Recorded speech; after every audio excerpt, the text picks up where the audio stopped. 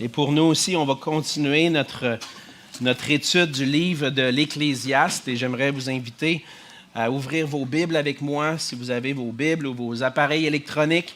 Je vous encourage à suivre avec nous la lecture du passage et puis l'étude du passage qu'on va lire dans Ecclésiaste au chapitre 11. Et puis, juste avant de lire le passage, j'aimerais rappeler que l'annonce que notre frère Pierre a fait la semaine dernière, il est sorti ce qu'on appelle la Bible en carnet.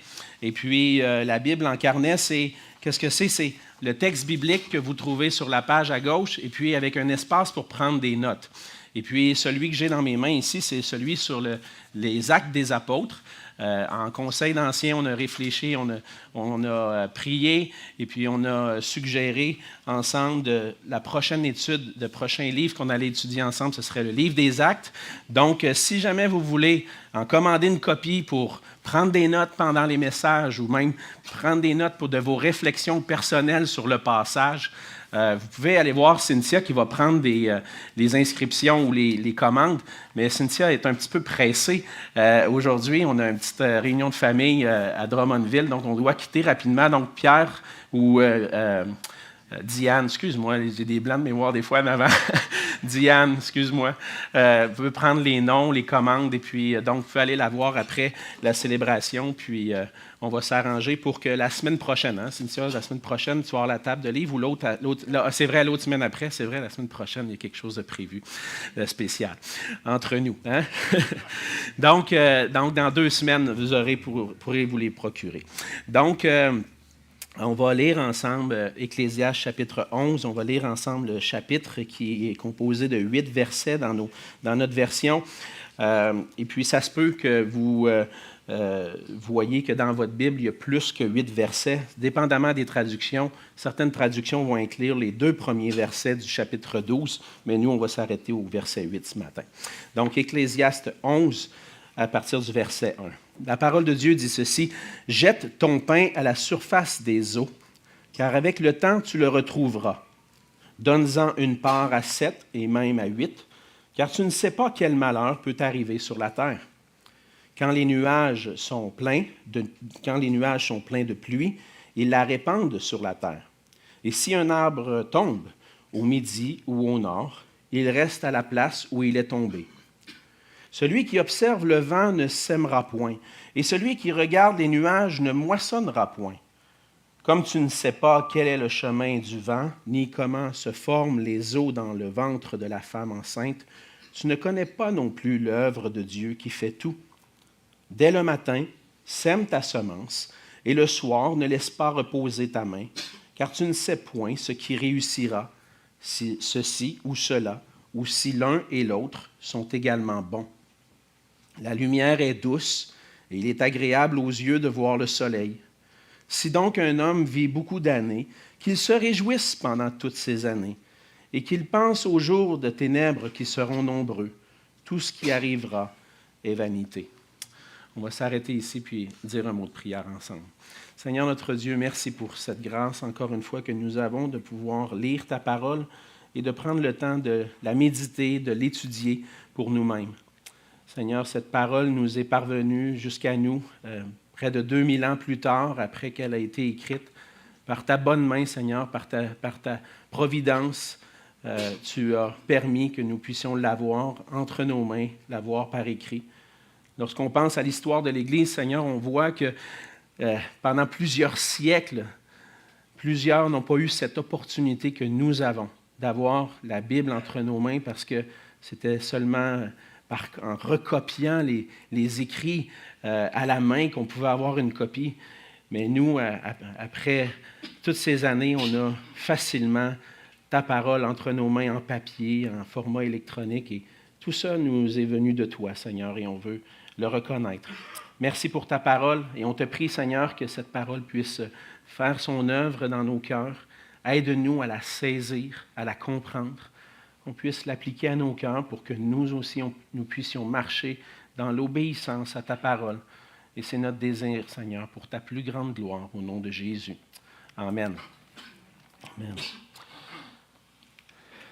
C'est une expression que j'utilise souvent ou qu'on peut, même peut-être certains d'entre vous, l'utiliser souvent, que ce soit dans votre vie personnelle ou dans la vie de famille ou même parfois dans le ministère, dans notre travail. C'est l'expression qui dit « on verra ». J'ai souvent entendu mes parents dire « on verra ». Parce que, puis je l'ai souvent dit à mes propres enfants, « on verra ». Pourquoi? Parce que bien souvent, les enfants, puis quand j'étais enfant, c'était la même chose, on aime savoir d'avance qu'est-ce qui va se passer dans la journée. Et puis bien souvent, lorsqu'il arrive des journées de congé, qu'est-ce qu'on va faire aujourd'hui, papa? On verra. Puis on dit on verra parce qu'on s'est rendu compte souvent qu'on planifie nos journées, on fait des plans, puis on se rend compte que finalement, ces plans-là ne peuvent pas se réaliser parce qu'il arrive un imprévu. Quelque chose qu'on n'avait pas prévu vient bousiller nos plans. Et puis, on sait très bien que lorsqu'on dit quelque chose à un enfant, il le prend comme la vérité qu'on ne peut pas passer à côté. Si je dis « on va aller s'amuser à la ronde plus tard cet après-midi », c'est imprégné dans sa tête et c'est ça qu'on va faire, qu'importe ce qui arrive. Il peut y avoir des tornades puis un ouragan, il faut aller à la ronde. Et puis, on a appris à dire non. Demandez-nous pas ce qu'on va faire après-midi ou ce qu'on va faire demain, on verra. Et puis, bien souvent, même dans le ministère, c'est comme ça. On marche souvent puis c'est ça la réalité de notre vie, on marche dans l'inconnu. On ne sait pas qu'est-ce qui va arriver demain. Et même si on voudrait qu'il en soit autrement, parce qu'on aimerait donc ça, savoir d'avance qu'est-ce qui va se passer. On aimerait ça savoir qu'est-ce qui va arriver demain, puis surtout, les malheurs qui peuvent nous arriver. On peut-tu le savoir d'avance, qu'on puisse se préparer d'avance? Et on ne peut pas le savoir. C'est une réalité avec laquelle on doit apprendre à vivre, même si on aimerait être préparé à l'avance. On ne sait pas ce qui va arriver demain. Puis le fait de ne pas savoir ce qui va arriver demain devrait nous amener à vivre avec prudence, en pensant que n'importe quoi peut arriver. S'il y a deux domaines dans lesquels nous devons user de sagesse, puisqu'on ne sait pas ce qui va arriver, c'est celui de la gestion de nos ressources et dans notre travail. Le fait de ne pas savoir si un malheur va arriver demain, le fait de ne pas savoir ce qui va m'arriver, devrait nous pousser à porter une attention particulière à la façon dont on gère nos ressources, particulièrement nos ressources financières. Mais le problème avec nous, c'est que bien souvent, on gère nos ressources, notre temps, comme si on savait déjà à l'avance que tout allait bien aller. Et puis, on pense que ce qu'on a prévu va arriver. Mais dans le passage de ce matin, on lit à nouveau ensemble la sagesse de Salomon à l'égard de la vie sur la terre, de la vie sous le soleil. Après avoir observé pendant plusieurs années, on croit que Salomon a écrit ce livre vers la fin de sa vie. Après avoir observé la vie sur la terre, Salomon est en mesure d'exprimer des observations générales de ce qui se passe dans la vie sur la terre. Puis il est en mesure aussi d'exprimer des conseils de sagesse à l'égard de la vie dans ce monde. Et dans les dernières semaines, on a vu ensemble une réalité importante de la vie sur la terre, et c'est cette réalité qu'on ne peut pas savoir ce qui va arriver. On ne sait pas qu'est-ce qui est devant nous. Et ça s'appliquait particulièrement, on l'a vu dans certains passages, à des gens qui travaillaient près des autorités, peut-être des conseillers, et puis qui devaient user de sagesse, ne sachant pas qu'est-ce qui va arriver. Mais c'est aussi bon pour nous, puisqu'on a besoin de trouver cette sagesse-là dans notre vie sur la terre. Et puis, même si on ne sait pas ce qui va arriver demain, on a vu ensemble que la sagesse est de loin supérieure à la folie. Et on a besoin de poursuivre cette sagesse-là, particulièrement la sagesse qui vient de Dieu. Et c'est ce qu'on fait ensemble ce matin. On veut poursuivre cette sagesse qui vient de craindre Dieu, de connaître Dieu, puis qui transforme notre vie ici-bas. Et ce matin, on va voir ensemble que puisqu'on nous ne savons pas ce qui arrivera, nous devons user de sagesse dans notre gestion financière et dans notre travail. Salomon donne des conseils parce qu'il veut donner ces conseils pour que les gens puissent avoir le plus de chances possible de réussir ne sachant pas ce qui arrivera demain, on peut quand même, avec l'information, les observations, réunir des conseils de sagesse et être prudent pour éviter des malheurs. Et ce qu'on lit dans le passage de ce matin, c'est que pour avoir plus de chances de réussir dans la vie ici-bas, on doit gérer sagement le produit de notre travail. C'est ce qu'on voit dans les versets 1 et 2. On doit utiliser sagement ce que le Seigneur nous donne à travers notre travail. Le verset 1 dit « Jette ton pain à la surface des eaux, et avec le temps, tu le retrouveras. » Au verset 2, « Donne-en une part à 7 et même à 8, car tu ne sais pas quel malheur peut arriver sur la terre. » Donc, quelle est la motivation? Là, on va essayer de comprendre ensemble quelle est cette expression « jette ton pain à la surface de l'eau ».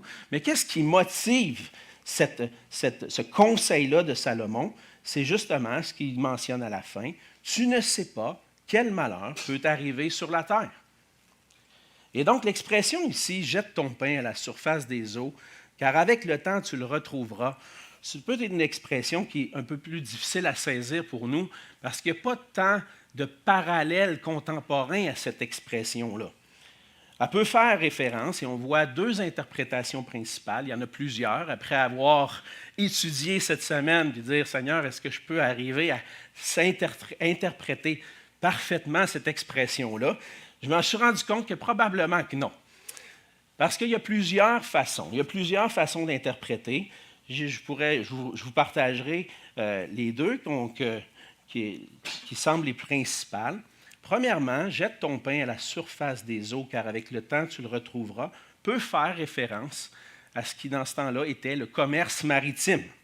C'est-à-dire que je prends le produit de mes récoltes et je vais l'apporter pour qu'il soit exporté ailleurs sur des bateaux. Et puis, cet investissement-là de mettre ce que j'ai produit sur des bateaux, des navires qui vont aller au loin, je vais pouvoir le retrouver parce que le navire va revenir avec d'autres biens. Donc, ça, c'est une des interprétations. Je prends mon pain, je le mets à la surface de l'eau, sur le navire, et avec le temps, il va revenir. Donc, ça semble parler d'investissement ou de commerce maritime. Ça pourrait fonctionner avec un autre passage en particulier dans l'Ancien Testament où on voit que Salomon va faire des exportations pour recevoir en retour d'autres biens. Mais dans l'ancienne interprétation juive et chrétienne, ça fait surtout référence au fait de donner aux pauvres. Donc, jette ton pain à la surface de l'eau, donc donne ton pain à d'autres, et puis, avec le temps, tu vas pouvoir peut-être goûter de la générosité des autres en retour. Ça semble être, à travers d'autres passages des Écritures, être l'interprétation qu'on devrait utiliser. Si vous croyez que c'est le commerce maritime, je ne vous chicanerai pas. Si vous pensez que c'est des investissements, puis le fait de diviser, on va le voir ensemble, en 7 ou en 8 parts dans mes investissements pour m'assurer que je ne perds pas tout mon argent et que ça rapporte, c'est correct aussi. Mais bibliquement, j'ai l'impression, dans le contexte aussi, en suivant l'histoire de l'interprétation, que ça semble être lié à la générosité. L'interprétation en lien avec la générosité semble être la plus plausible, et il y a des parallèles à cette idée-là dans d'autres passages bibliques. En ce qui concerne la générosité, on a dans le Proverbe 19-17, Salomon, qui dit des proverbes et qui a écrit des proverbes, dit ceci: « Celui qui a pitié du pauvre prête à l'Éternel, qui lui rendra selon son œuvre. » Prête, donne à celui qui est dans le besoin.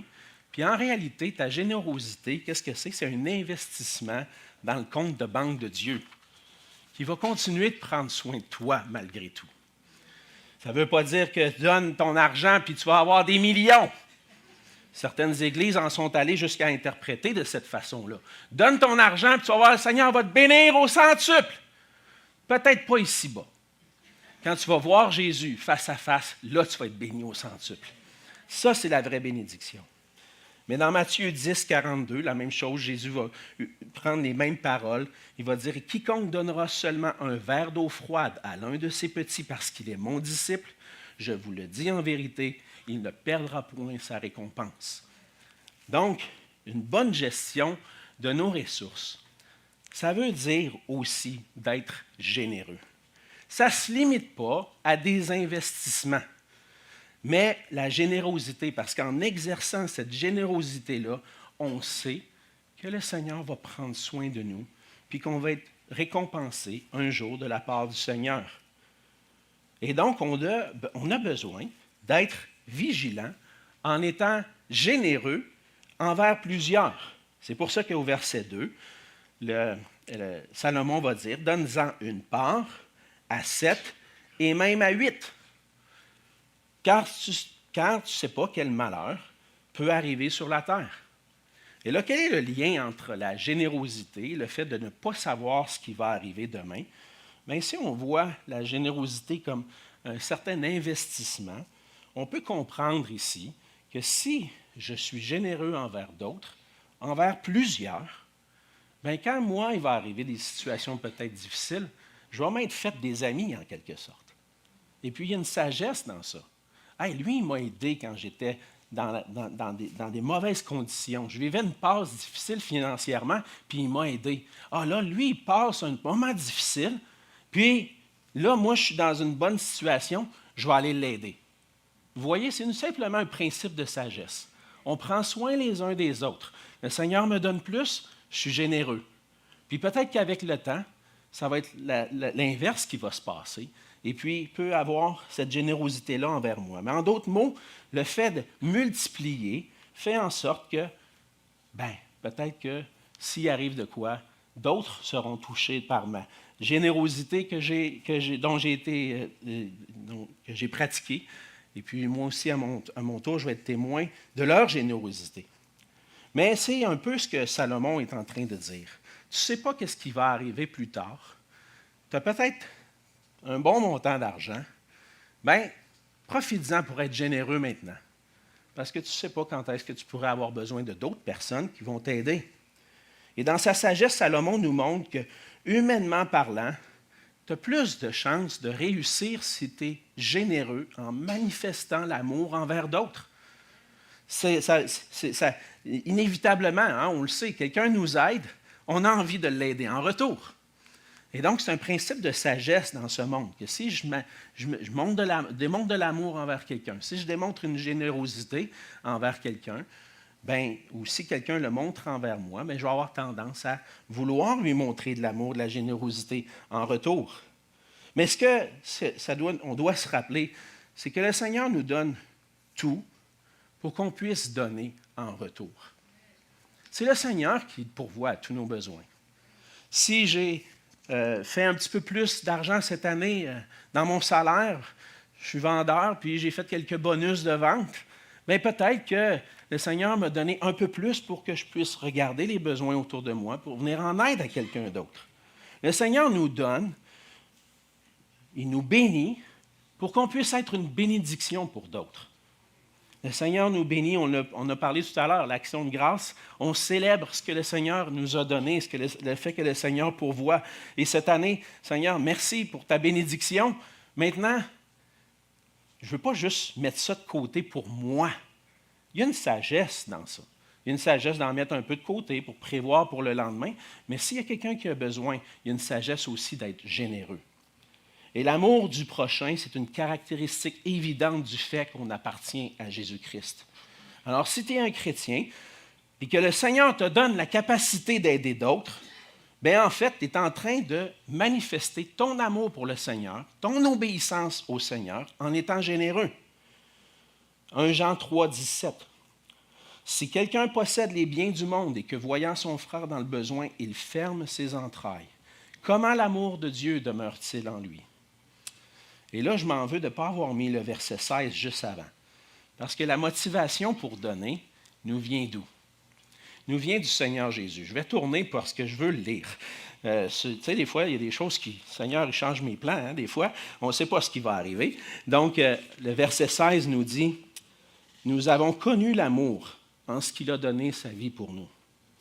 Nous aussi, nous devons donner notre vie pour les frères. » Et ce que ça implique, c'est que si quelqu'un possède les biens du monde Et puis, voyant son frère dans le besoin, il ferme ses entrailles. Comment l'amour de Dieu demeure-t-il en lui? Dans le fond, manifeste l'amour envers d'autres, parce que toi, tu as connu le plus grand amour qui a jamais été manifesté, celui de Jésus-Christ qui a donné sa vie pour toi. Et celui qui est généreux envers ceux qui en ont besoin va être récompensé de la part du Seigneur. Comment?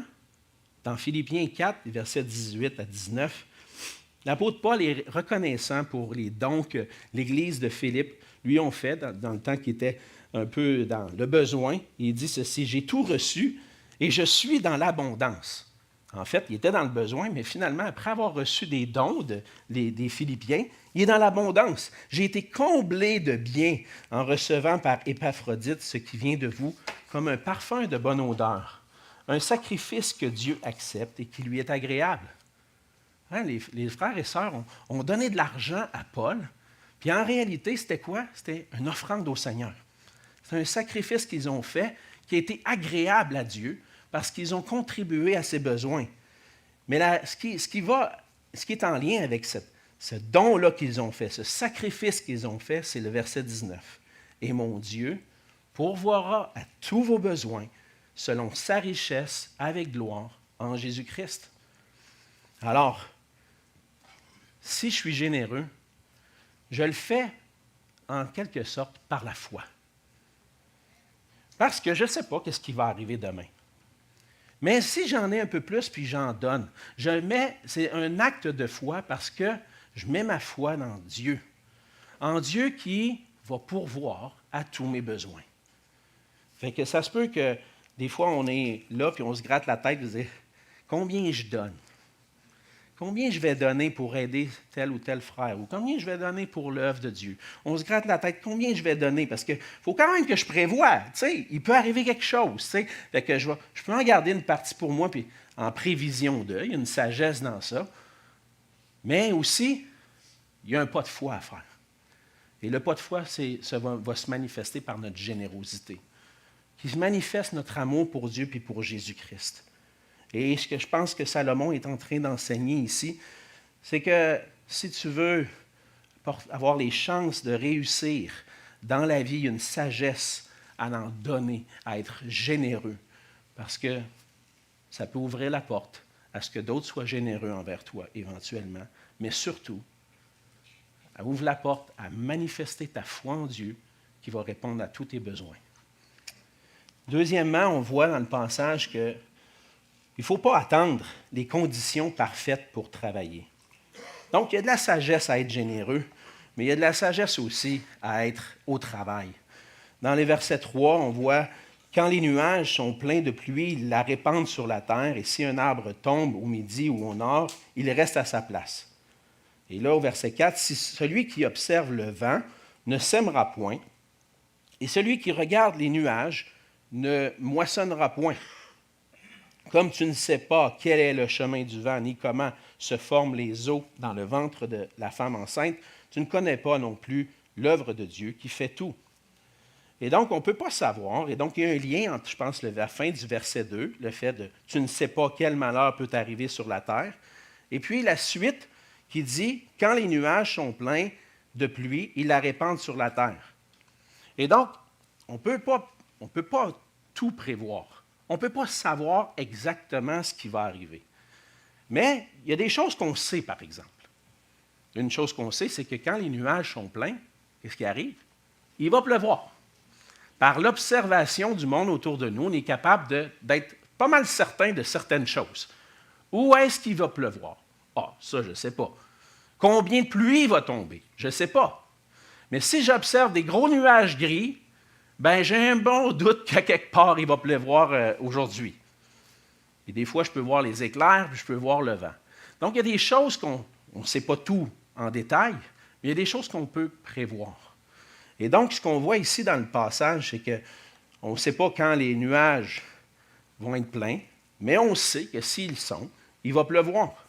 Et la même chose avec l'arbre qui tombe.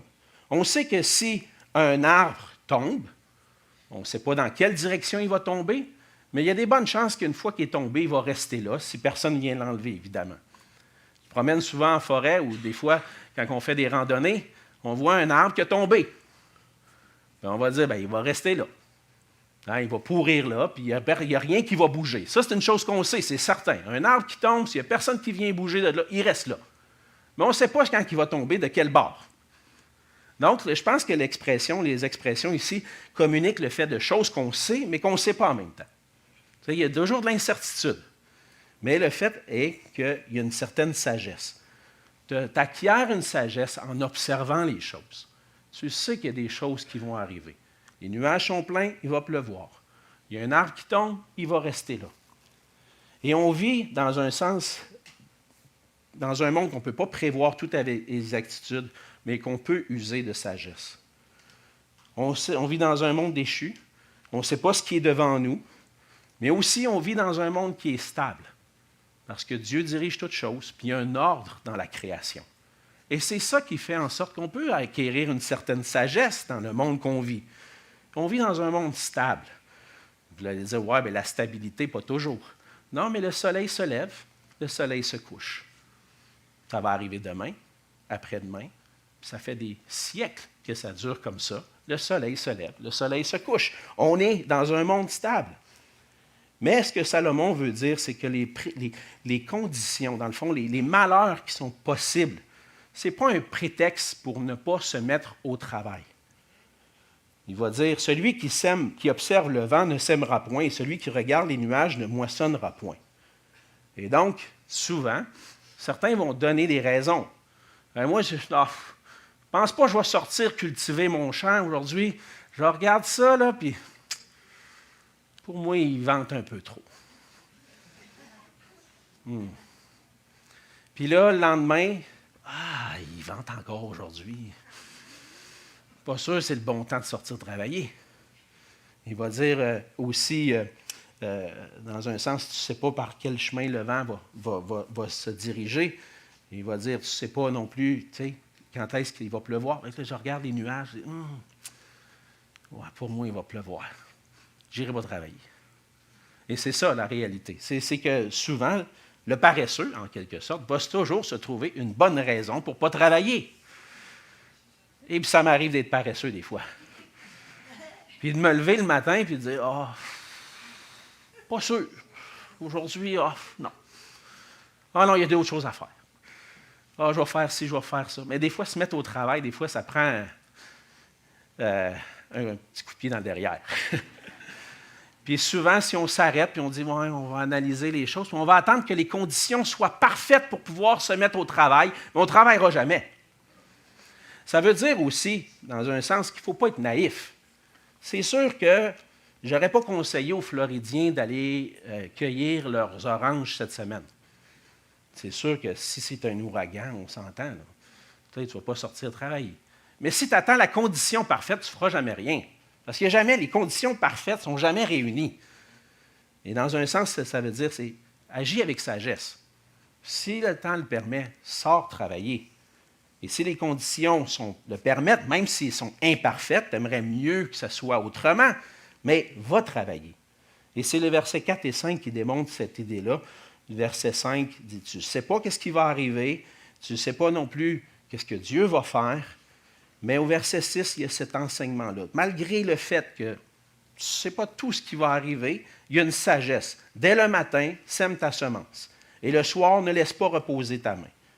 Car tu ne sais point ce qui réussira. Ceci ou cela, ou si l'un ou l'autre, sont également bons. Fait que dans un sens, si le temps le permet, sors dehors, va semer, va travailler, puis sème en masse. Parce que tu ne sais pas, dans un sens, travaille, parce que tu ne sais pas s'il n'y a pas une de tes entreprises qui va porter fruit puis qui va pouvoir subvenir à tes besoins. C'est mieux de travailler que de rester chez vous. C'est ça, c'est ça qu'on voit. Puis attends pas que les conditions soient parfaites avant de te mettre à l'ouvrage. Et puis, c'est ce que le verset 6 souligne. Si tu veux récolter, il faut semer. Il y a un temps pour semer. Sème. Si tu veux récolter, il y a un temps pour récolter. Puis attends pas qu'il soit trop tard. Récolte. Travaille. En d'autres mots, mets-toi au travail, puis prends des risques, même si les conditions ne sont pas parfaites. Mets-toi au travail. Ça va arriver parfois de travailler. Notre travail va être dans des conditions puis des temps difficiles. On a tous vécu des moments où on dit, peut-être surtout pour des entrepreneurs, dire, le destin ici, là, la vente d'automobiles, je donne un exemple, c'est pas le meilleur temps. Je vais rester chez nous. Je vais rester chez nous, je n'irai pas vendre des autos. C'est pas le bon temps de vendre des autos de ce temps-ci. Mais c'est sûr que tu n'en vendras pas. Si tu restes chez vous, tu n'en vendras pas. Ou si tu es un enseignant, tu dis, les enfants sont turbulents de nos jours, ils n'écoutent pas en classe, c'est pas le bon temps. Je vais attendre que ça passe, puis je vais retourner en classe enseigner après. Oh boy, je pense qu'il faut attendre longtemps. Il n'y aura jamais les conditions idéales pour enseigner à des enfants. Au contraire, justement, ils ont besoin d'être enseignés. Ils ont besoin d'être éduqués. C'est le travail des parents, mais certainement les enseignants, les enseignantes ont leur rôle à jouer un peu dans tout ça. Mais si tu attends les conditions parfaites, tu ne vas pas travailler. Donc, même si des fois, ce n'est pas facile, vas-y, travaille. Puis on doit travailler parce que Dieu, c'est ce qu'on lit à la fin, au verset 7, tu ne connais point non plus l'œuvre de Dieu qui fait tout. Au final, c'est Dieu qui est au contrôle de tout. Et si tu sors travailler, peut-être que dans ton esprit, tu te dis, ça ne donne rien, ce n'est pas le bon temps pour travailler du tout, c'est pas économiquement, ce n'est pas le bon moment pour vendre des voitures, ou ce n'est pas le bon temps pour aller enseigner, ce n'est pas le bon temps pour aller travailler. Tu ne sais pas. Dieu est au contrôle. Ça peut être le bon moment pour toi. Il y en a des fois que peut-être ce n'était pas le bon moment, mais ils ont réussi à trouver, même dans ce marché-là, une manière de faire leur chemin, puis de réussir, même dans les moments difficiles.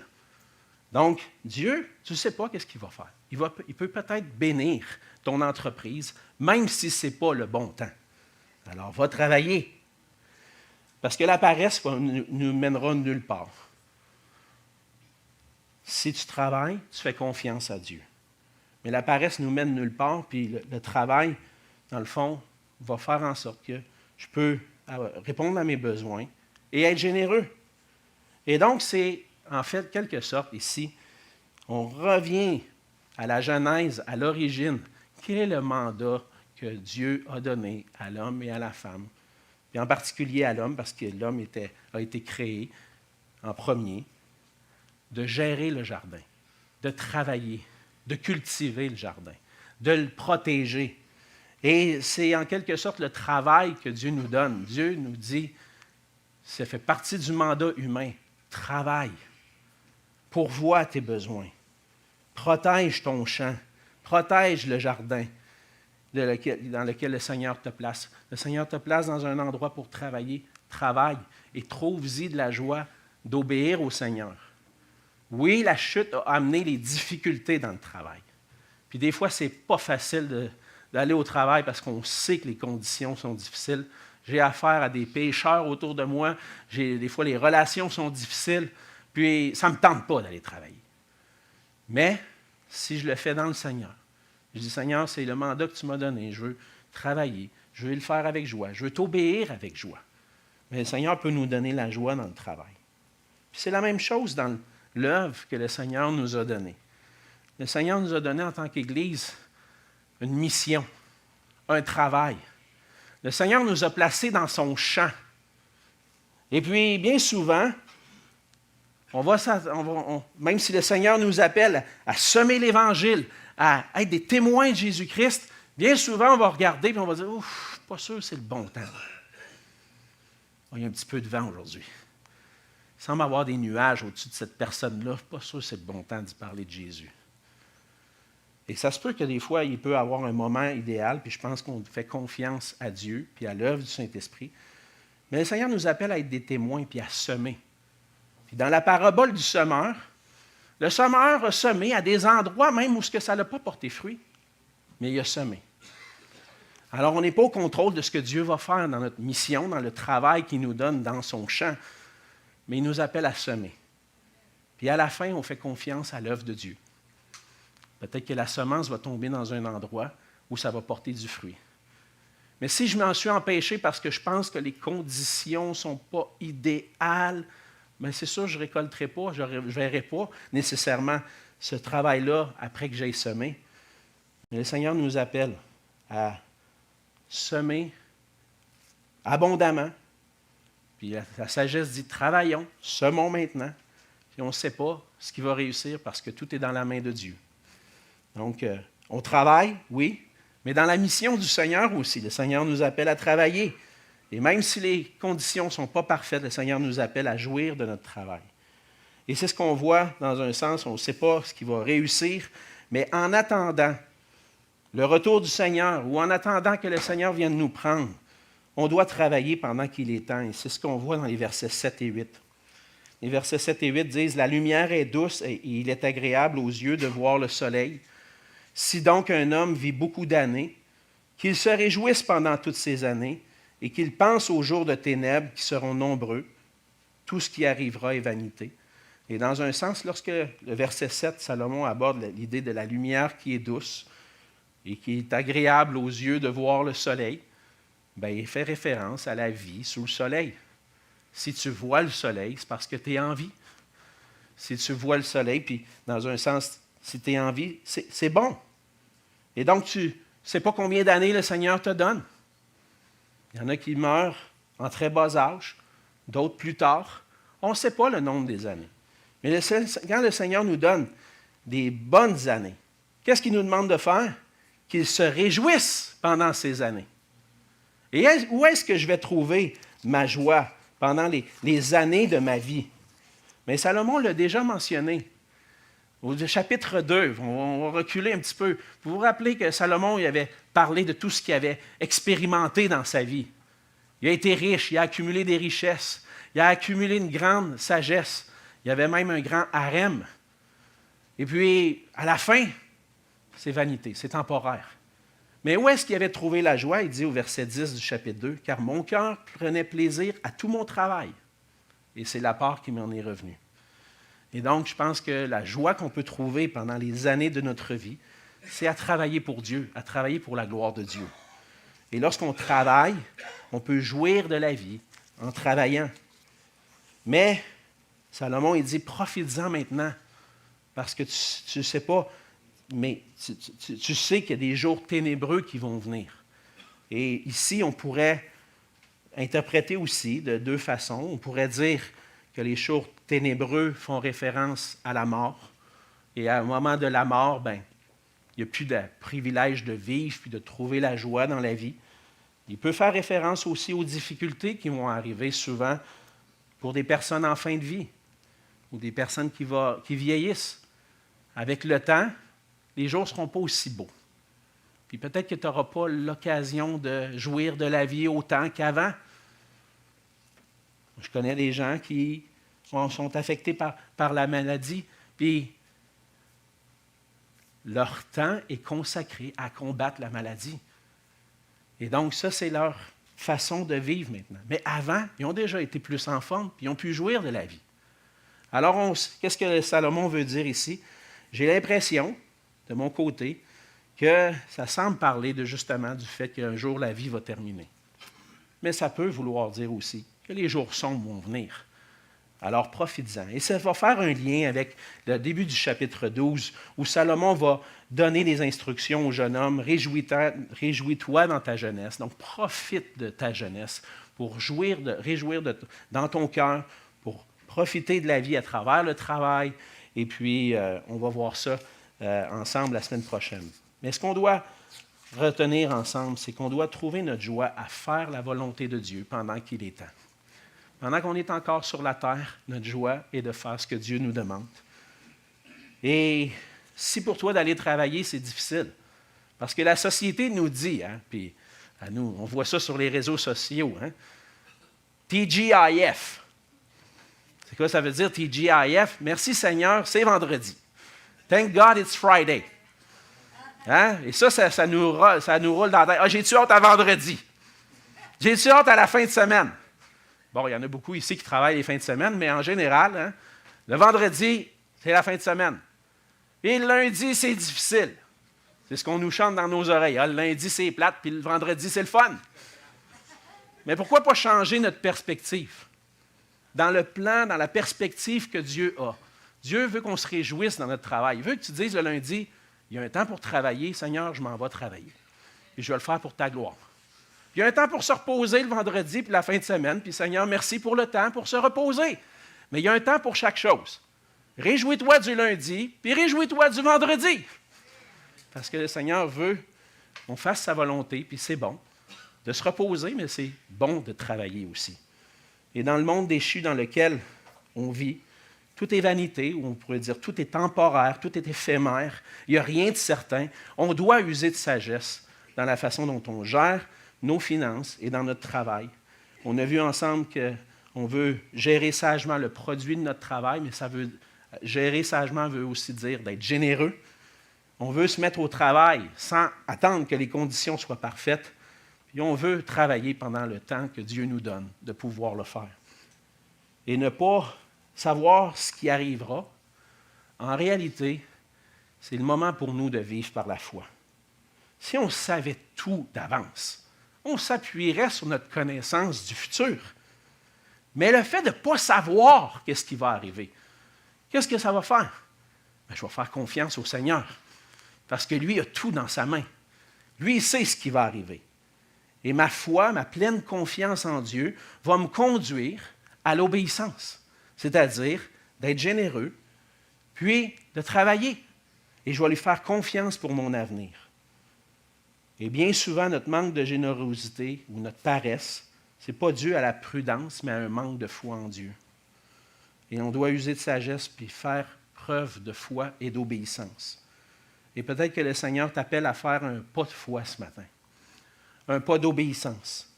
Quel est ce pas d'obéissance que le Seigneur t'appelle à faire? Peut-être que pour toi, c'est un premier pas de foi que le Seigneur t'appelle.